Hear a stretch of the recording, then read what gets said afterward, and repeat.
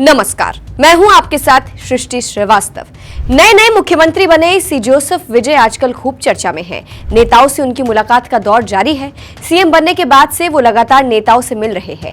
राहुल गांधी और सोनिया गांधी से भी उनकी मुलाकात कुछ समय पहले हुई थी, लेकिन एक मुलाकात ऐसी है जिसकी चर्चा हर तरफ हो रही है।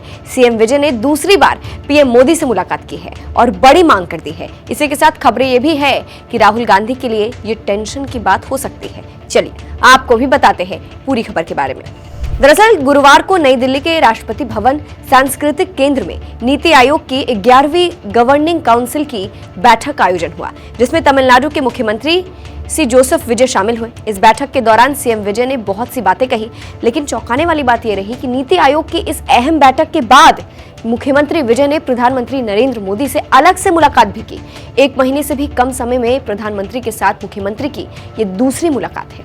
पिछले महीने पदभार संभालने के तुरंत बाद विजय ने 27 मई को दिल्ली जाकर पीएम मोदी से मुलाकात की थी।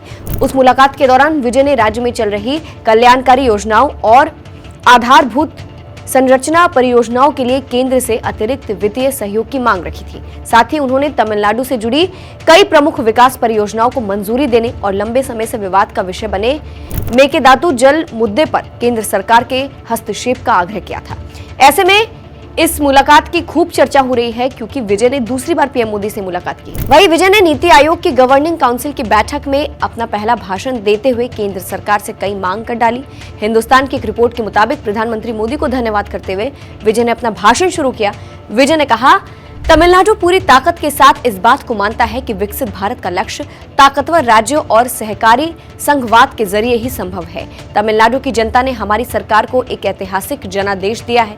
हम केंद्र सरकार के साथ रचनात्मक रूप से कार्य करने के लिए प्रतिबद्ध है। इसके साथ ही तमिलनाडु के हितों और आकांक्षाओं की रक्षा के लिए भी संकल्पित है। इसके बाद राज्य की आर्थिक हालात पर बात करते हुए थलपति विजय ने कहा, वैश्विक अनिश्चितताओं के बाद भी भारतीय अर्थव्यवस्था लगातार बेहतर प्रदर्शन कर रही है। तमिलनाडु भी 2036 तक 1.5 ट्रिलियन डॉलर की अर्थव्यवस्था की तरफ आगे बढ़ रहा है। ये 2047 तक भारत के विकसित भारत के लक्ष्य के प्रति भी प्रतिबद्धता को प्रदर्शित करता है। सीएम विजय ने युवा शक्ति को मजबूत करने पर जोर दिया और कहा, भारत की सबसे बड़ी ताकत इसकी युवा शक्ति है। तमिलनाडु इस युवा शक्ति का उपयोग करने के लिए शिक्षा, स्किल, रिसर्च और रोजगार में लगातार निवेश कर रहा है। हम एआई स्किल पर भी काम कर रहे हैं। मैं केंद्र सरकार से अनुरोध करता हूं कि वो प्रत्येक जिले में उभरती हुई टेक्नोलॉजी कौशल केंद्रों की स्थापना में सहयोग करें। इसके अलावा 5 लाख युवाओं को एआई, डीप टेक्नोलॉजी, साइबर सुरक्षा, क्लाउड कंप्यूटिंग और इलेक्ट्रिक वाहन टेक्नोलॉजी से जुड़े क्षेत्रों में प्रशिक्षित करने में सहायता प्रदान करें।